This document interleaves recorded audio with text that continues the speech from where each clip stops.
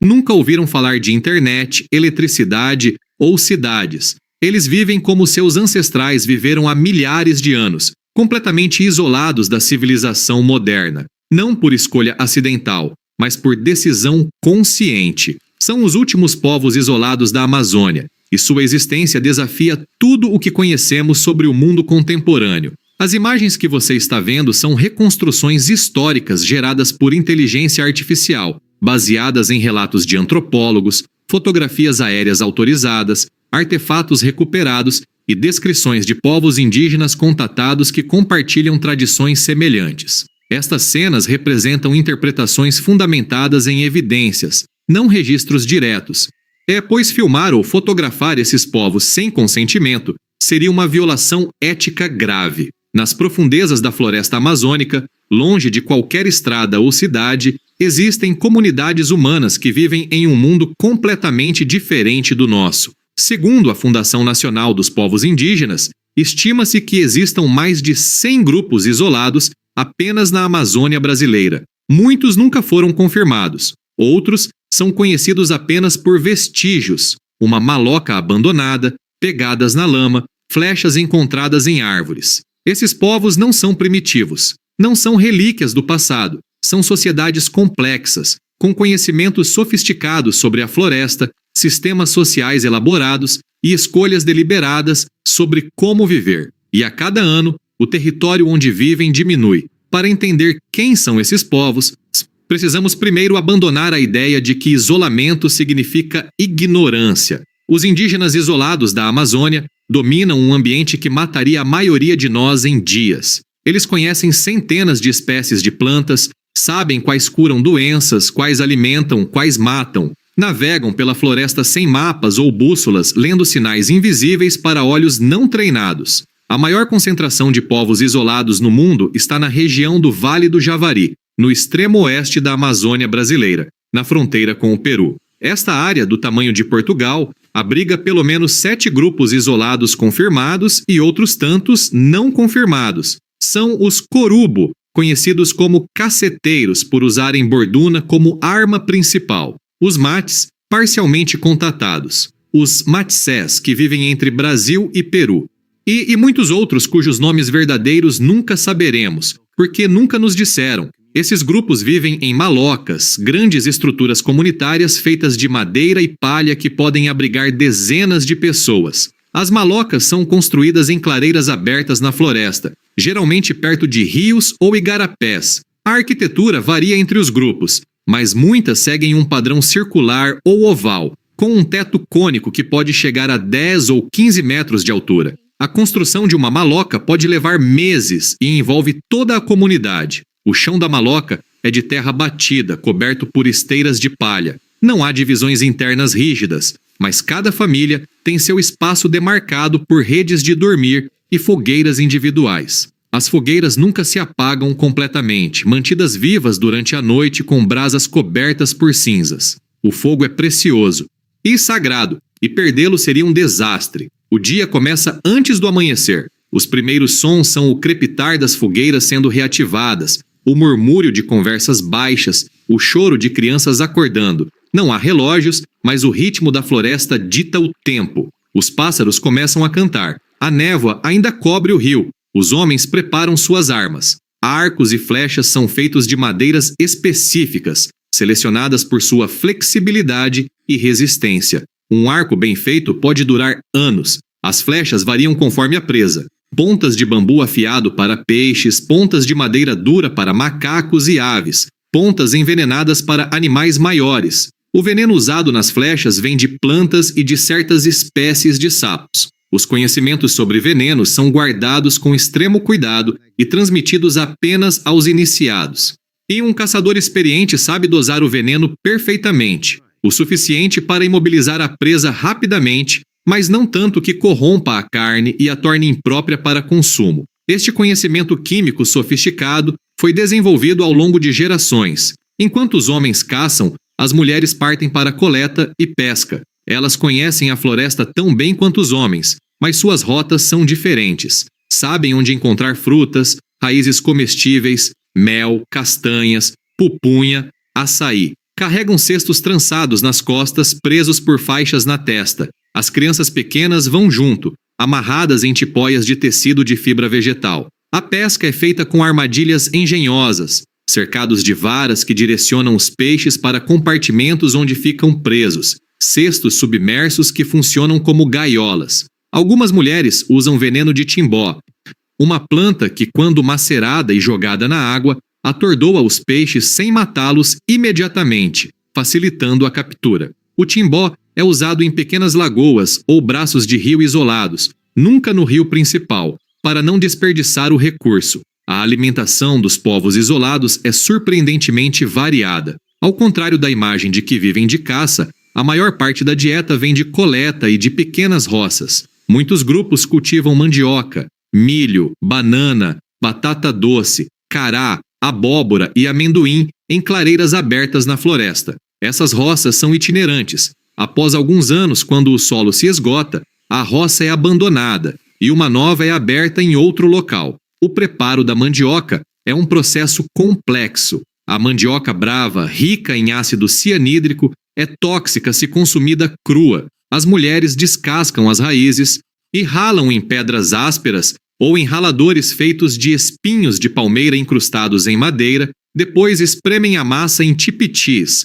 longos tubos trançados que extraem o líquido venenoso quando esticados. A massa seca é torrada sobre pedras quentes, transformando-se em farinha. O líquido extraído, depois de fervido para eliminar o veneno, vira tucupi, um caldo usado em cozidos. Carne é consumida quando disponível. Macacos, capivaras, antas, porcos do mato, veados, jacarés, tartarugas. A caça é sempre compartilhada. Um homem que abate uma anta não aguarda para si. Distribui entre as famílias da aldeia, segundo regras complexas de reciprocidade. Quem recebe carne hoje tem a obrigação de retribuir quando caçar amanhã. Essa economia da generosidade garante que ninguém passe fome. Os insetos também são alimento importante. Larvas de besouros, e conhecidas como turu ou gongo, são ricas em proteína e gordura. Formigas tanajuras, cupins alados, grilos. Durante certas épocas do ano, quando enxameiam,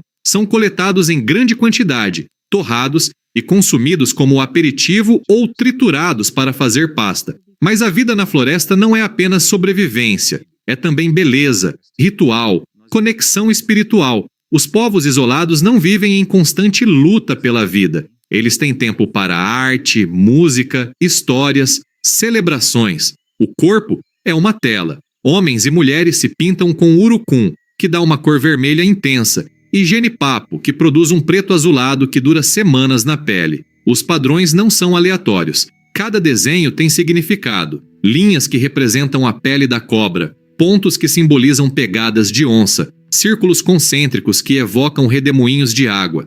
Algumas pinturas indicam status social, outras marcam momentos de transição, como a primeira caça de um jovem ou a primeira menstruação de uma menina. Adornos corporais são igualmente significativos. Colares de sementes, dentes de animais, penas de arara, tucano e papagaio. As penas têm valor elevado, pois as aves que as fornecem são difíceis de caçar. Um cocar de penas de gavião real pode demorar anos para ser completado. Alguns grupos usam perfurações labiais ou nasais, onde inserem adornos de osso ou madeira. Outros usam botoques auriculares que gradualmente esticam os lóbulos das orelhas. A música permeia a vida cotidiana. Flautas de bambu, chocalhos de sementes, tambores de tronco oco. O canto é coletivo durante rituais, mas também individual durante tarefas solitárias. Uma mulher pode cantar enquanto tece um cesto. Se um homem pode cantar para a presa que acaba de abater,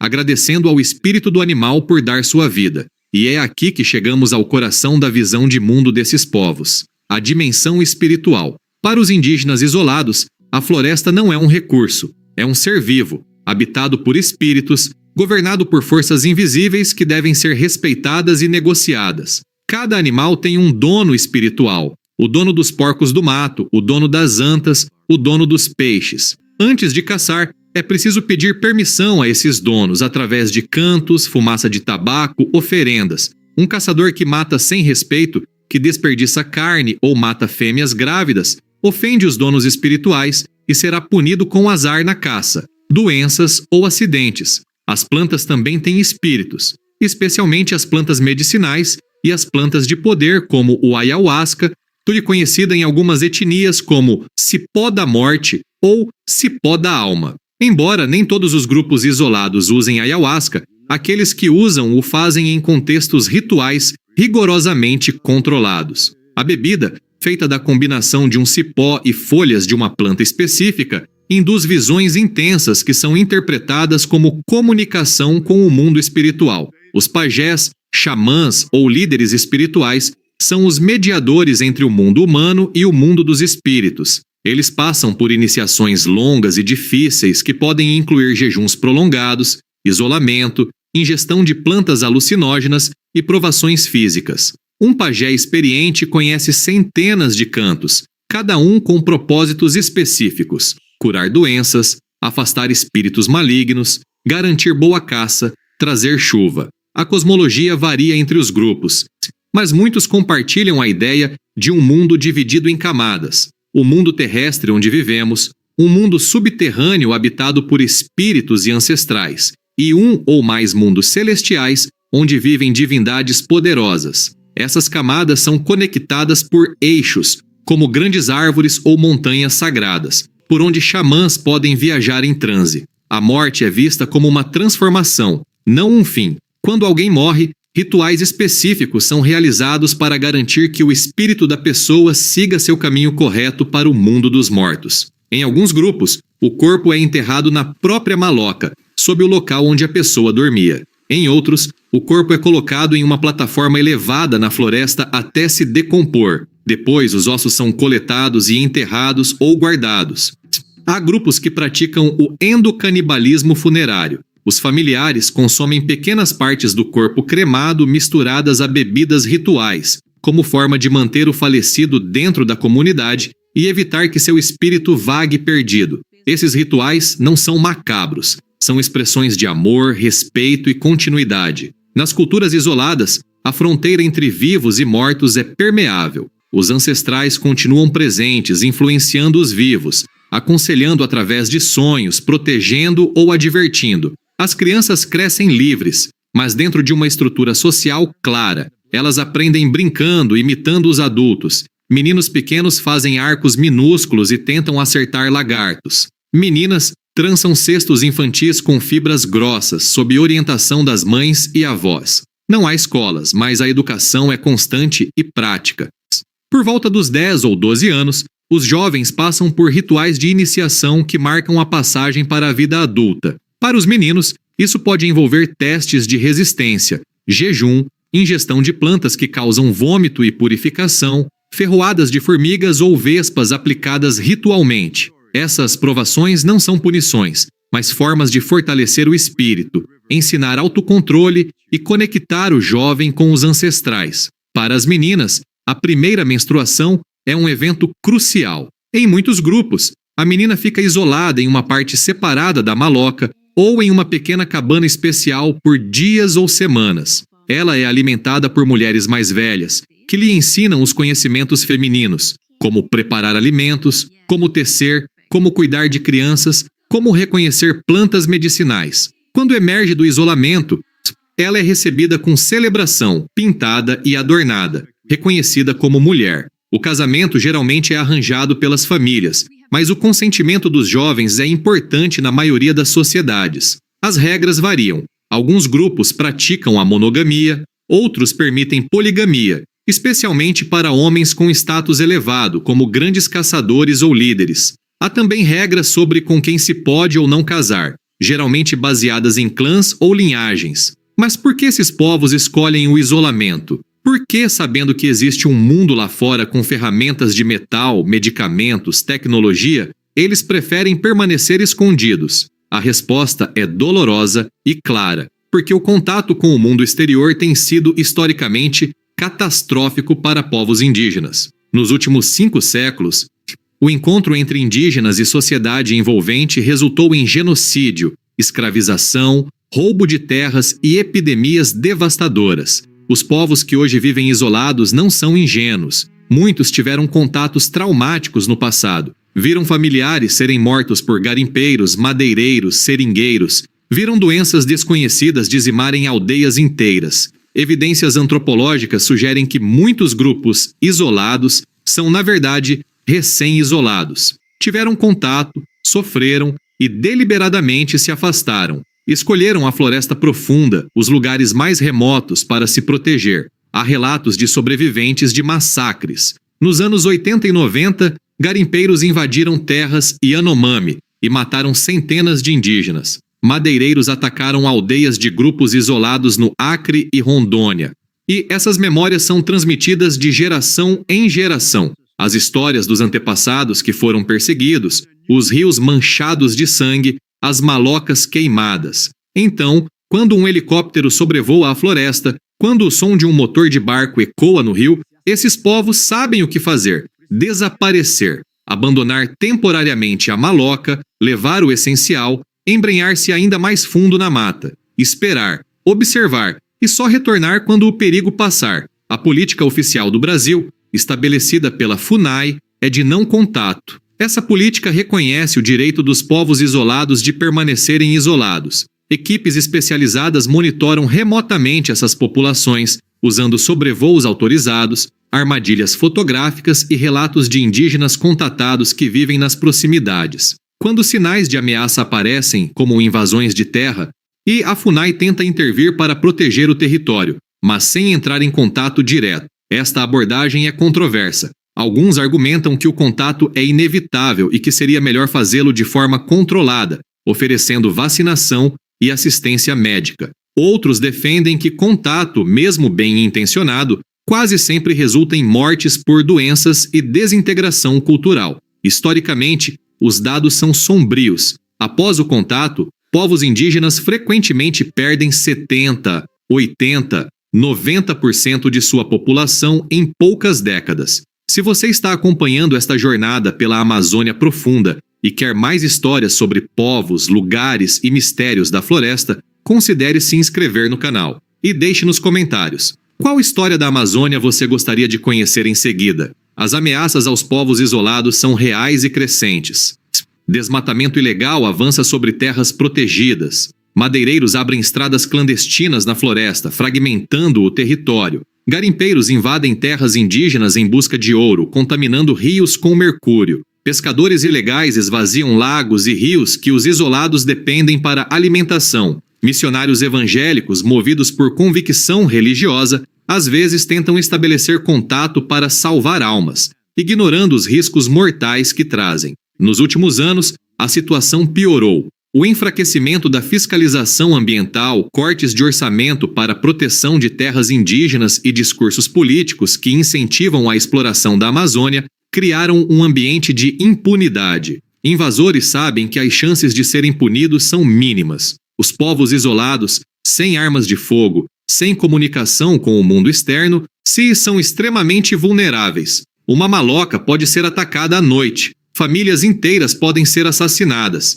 E ninguém saberá. Não há sobreviventes para contar a história. Não há testemunhas. Não há corpos encontrados. A floresta simplesmente engole o silêncio. Mas, apesar de tudo, esses povos resistem. Sua resiliência é extraordinária. Eles se movem, se adaptam, encontram novos refúgios. Desenvolvem estratégias de defesa. Armadilhas nas trilhas que levam às suas malocas. Vigias postados em pontos elevados. Sistemas de alarme rudimentares, usando cipós amarrados a galhos secos que fazem barulho quando perturbados. Alguns grupos são conhecidos por sua hostilidade a estranhos. Os corubo atacam invasores com bordunas pesadas que podem esmagar um crânio com um golpe. Essa hostilidade não é irracional.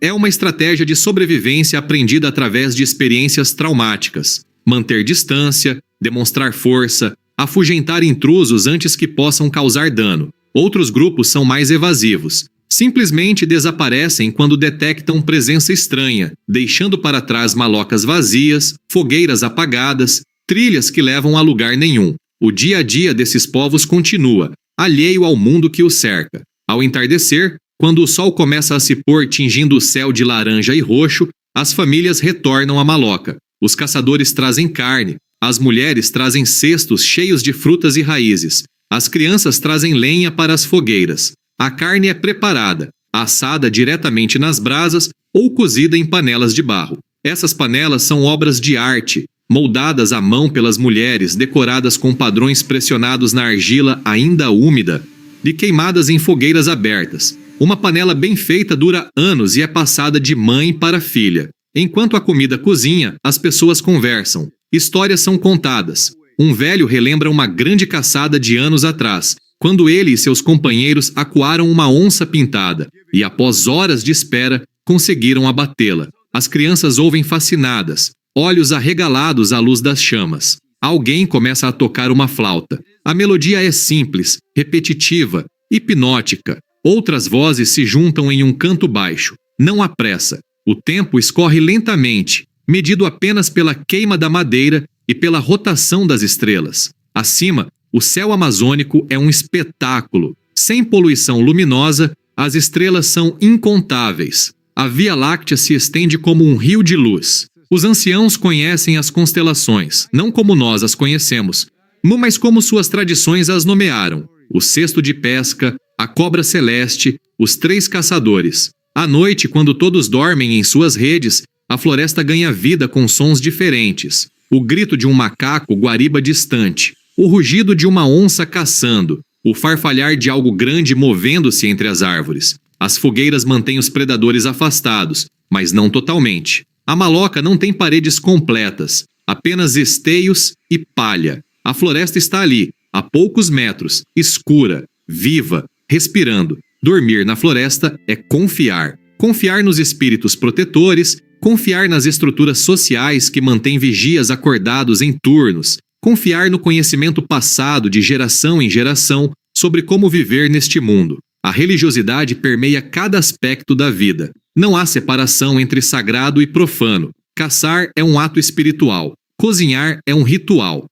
Plantar mandioca envolve cantos que pedem aos espíritos da terra que façam as raízes crescerem fortes. Quando uma criança nasce, rituais específicos são realizados. A mãe é isolada com a criança por dias ou semanas, dependendo do grupo. O pai pode ter restrições alimentares, evitando certos tipos de carne que são considerados perigosos para o recém-nascido. O cordão umbilical é cortado com uma lasca de bambu afiada e pode ser enterrado em local especial ou guardado como amuleto. A placenta é enterrada sob a maloca, conectando simbolicamente a criança à terra. O nome da criança não é dado imediatamente. Ela pode ser chamada por termos genéricos por semanas ou meses, até que um evento, sonho ou sinal revele seu nome verdadeiro. Esse nome verdadeiro é frequentemente mantido em segredo, conhecido apenas pela família próxima, para proteger a criança de feitiçaria ou mal olhado. Um nome público diferente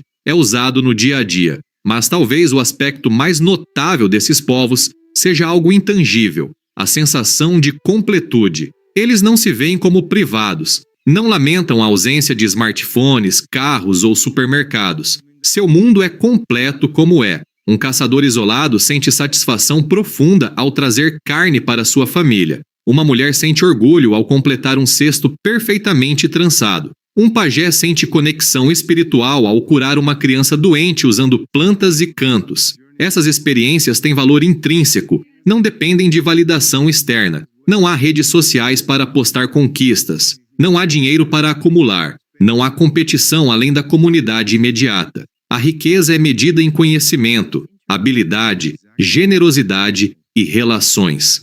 Esta perspectiva desafia nossa própria visão de progresso. O que é, afinal, uma vida boa? É acumular bens materiais? É ter acesso à tecnologia? Ou é viver em harmonia com o ambiente, em comunidade próxima, com um propósito e conexão espiritual? Os povos isolados não têm respostas para nossas perguntas filosóficas, mas sua mera existência é uma pergunta para nós. Será que o caminho que escolhemos é o único possível? Será que abdicamos de algo precioso em nossa corrida para frente? Conforme a noite avança, a floresta se aquieta, os sons diminuem, o coro de insetos noturnos se torna um zumbido constante, quase silencioso de tão onipresente. As fogueiras se reduzem a brasas incandescentes. As redes balançam suavemente com a respiração de quem dorme. E no mundo lá fora, a milhares de quilômetros em cidades iluminadas, E pessoas vivem vidas totalmente diferentes. Algumas dessas pessoas nunca pensaram nos povos isolados.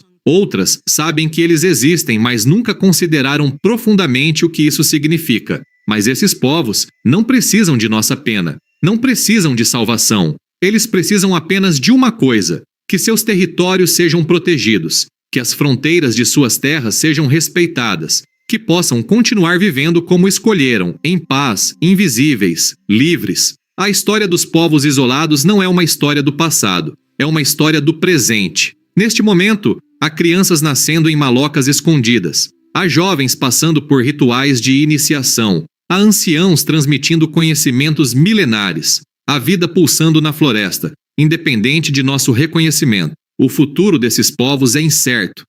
As pressões sobre a Amazônia aumentam a cada ano. O desmatamento acelera. As mudanças climáticas alteram padrões de chuva e temperatura que esses povos dependem para prever estações e planejar plantios. As invasões se multiplicam, mas enquanto houver floresta, enquanto houver rios limpos e animais para caçar, enquanto os espíritos continuarem a habitar as árvores e as águas, esses povos resistirão, porque a floresta não é apenas onde eles vivem. A floresta é quem eles são. Suas histórias, cantos, conhecimentos, sonhos estão entrelaçados com cada árvore, cada trilha, cada pedra no rio. Remover a floresta é removê-los da existência. Proteger a floresta é garantir sua continuidade. Ao final, a pergunta que nos resta é pessoal. Qual é nossa responsabilidade? Nós que vivemos conectados, informados, com poder de voto, voz, escolha.